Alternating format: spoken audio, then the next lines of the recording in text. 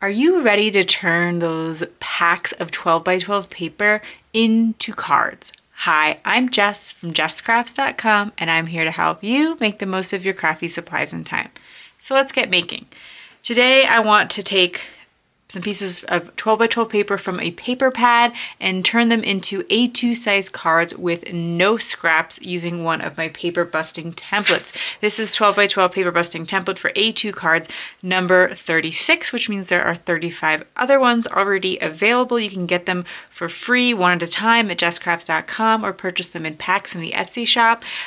So these take 12 by 12 paper, make A2 cards, no scraps. Today the template makes 6 cards.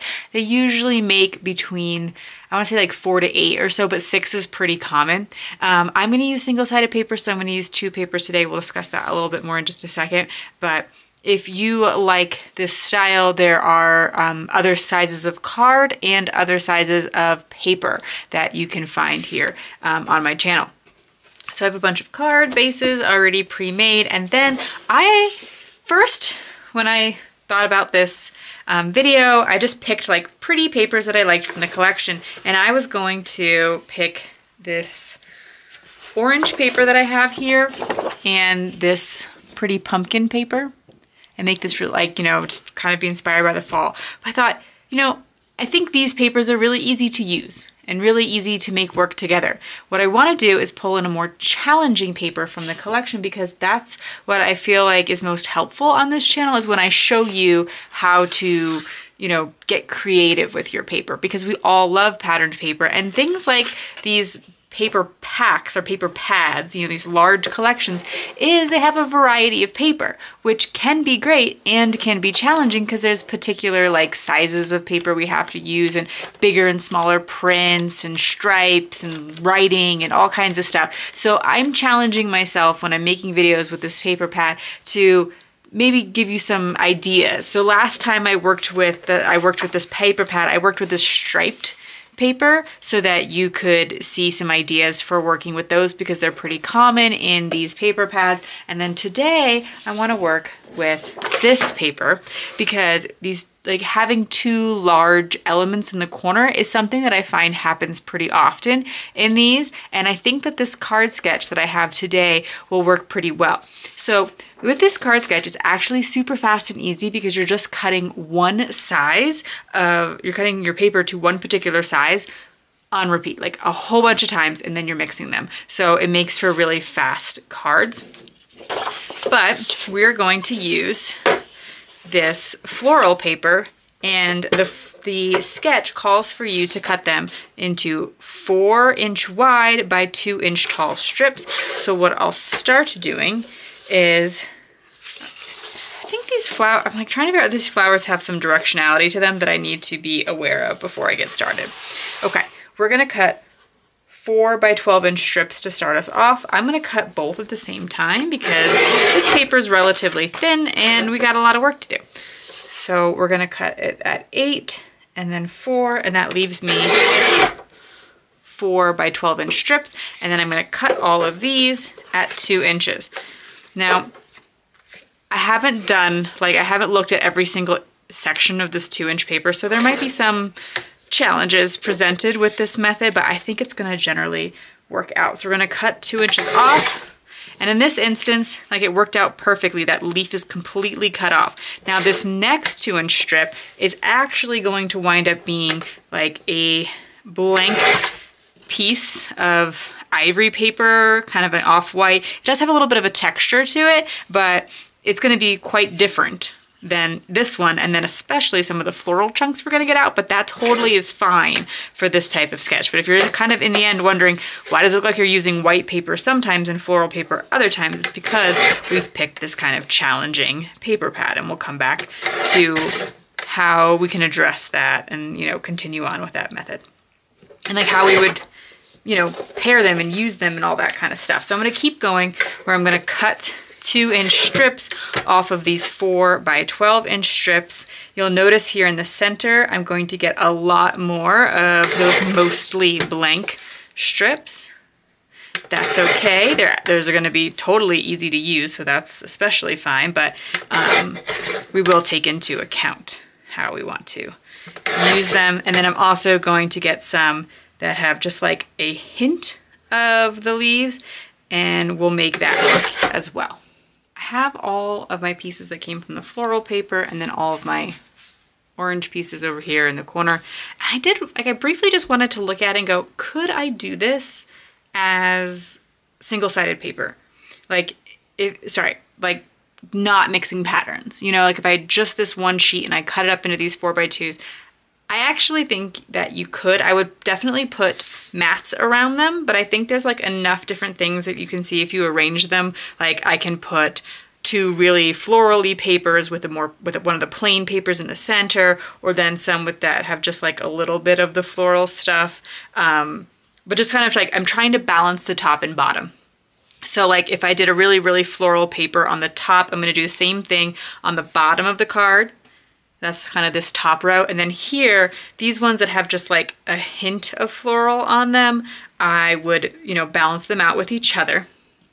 You could even try to like turn them or something so they're on like opposite sides, but they're semi-directional. Like there's, you know, the flowers pointing upwards, that kind of thing, because they'd have stems and all that. Or in this one here, like I'm actually trying to go, there's a little bit of leaf showing, and I'm thinking I might be able to like shift things around such that if, you know, once I had a card with some mats on these, like cardstock mats on these, you wouldn't even see that. So I think you could absolutely do this single-sided, and I might encourage you to take a look at that if that is something that you're interested in doing. But my intention was always to mix and match them with the orange paper.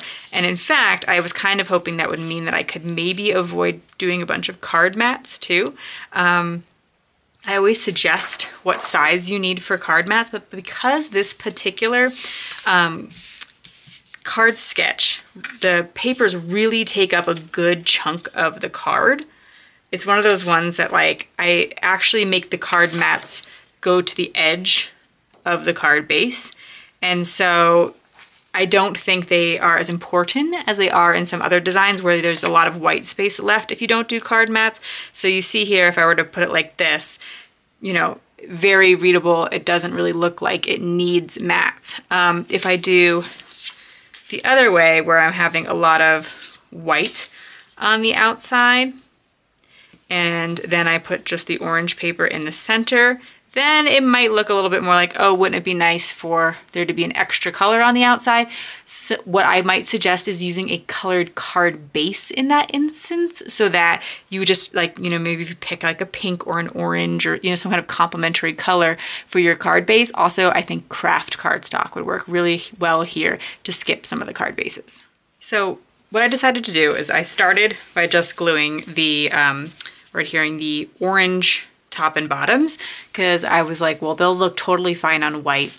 And then since I already had some pre-made white card bases, I took my most floral ones and I put those on the white card bases, because I said, you know, that'll totally look fine. Like once I put this orange strip down on top of them, I won't feel like I need a card mat because there's so much going on with the florals, for instance.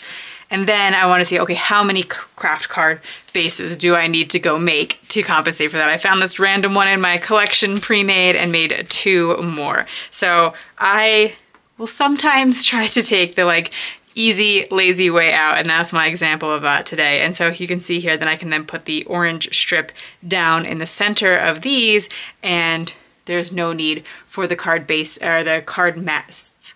Cardstock mats? I feel like I keep messing that word up today. I'm so sorry. But hopefully that kind of shows you how I think about whether or not I want to use mats, and if that's like a time-saving thing that you would like to access as well.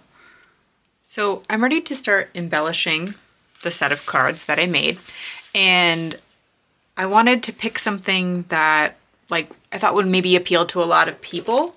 Because I think there are some cards, like there are some cards that have heavy florals, and then there are other cards that are more neutral, and so I was like, if I keep my embellishment more neutral, then maybe it will work for more types of people. So with that in mind, I decided to go to this Altenew Golden Feather stamp set. I picked it up at a thrift store and got the stamp set and dies. And I wanted to be able to stamp them on like a neutral paper and die cut them out. But then I was like, well, I could just go to my cardstock, or maybe this is an opportunity to use more of the patterned paper. So, oh, and I will link you to arts and crafts thrift store lists that I've compiled, because that is where I was able to find this stamp set at a great deal. And so it's really fun when you can do something like that and save quite a bit of money.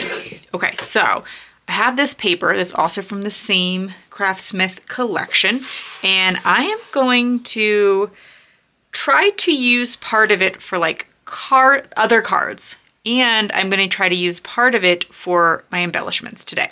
So I'm going to cut 4 inches off of this paper, because I'm thinking if I use like this particular chunk, if I cut it to about A2 card base, so I cut it to 4 by 5 1/4, and I put a stamp right here, like hello, a sentiment right there, boom, card done, okay? And then I have this chunk that I can use to stamp some of the feathers for this card. Similarly, I'm looking at this bit of it and going, I bet I could cut off a chunk of it and then just put a sentiment and have a finished card. I'm trying to decide whether I want to do it like long way like this, like 4 by 5 1/4.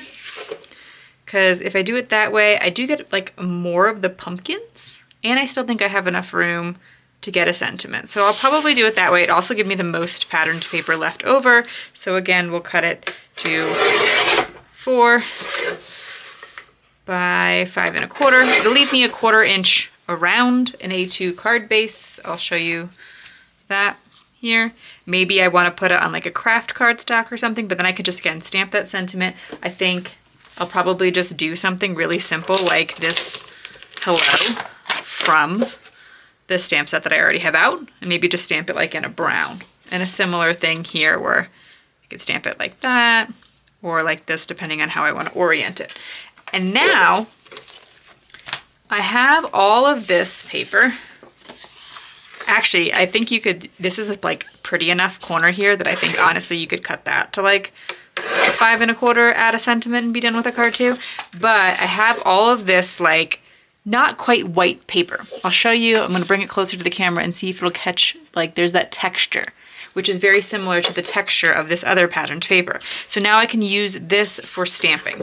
And what I'm gonna do is, just because this is a really large stamp, instead of just putting it on a stamp block, I'll put it in a stamp positioner and stamp as many as I can on all of these bits of the extra paper. It is going to create scraps that I am going to throw away. I'm fine with that. I think that's part of crafting sometimes. Obviously, I do share a lot of paper busting templates, but it's not because I think that every single tiny piece of pattern paper absolutely needs to be used. You could try to cut some chunks off of this and put them on the inside of cards and things like that. I stamped and cut 12 feathers so that I could put one on each card. Most of them I just put over to the left side of the card because I felt like that was most balanced, but occasionally I change it up as needed. I did stamp sentiments directly onto the patterned paper. I picked a thicker sentiment, so this was a freebie, I believe, at scrapbook.com recently. It's from Pink Fresh Studio, and so while some of the words are thinner, some are thicker as well, and I think that is helpful if you're stamping directly onto patterned paper. A little bit thicker lettering can make it a little bit more readable. And now, of course, on the sort of cream color, it's very easily readable. And I do have, of course, some bonus cards because I wanted to use the patterned paper and have it coordinate perfectly for the feathers. So I had these cards that I created with the chunks of that one patterned paper before stamping all of my feathers on it. So you can get the template to show you how to take your 12 by 12 paper and turn it into 6 A2 cards like this. Is the first link in the video description. If you found this video helpful, here's another video where you can find more ideas for enjoying your crafty time and supplies. Let me know you like this video with a share to your crafty community, subscribe and click the bell so you don't miss the next template or tutorial, and check the video description for product links. See you in the next video.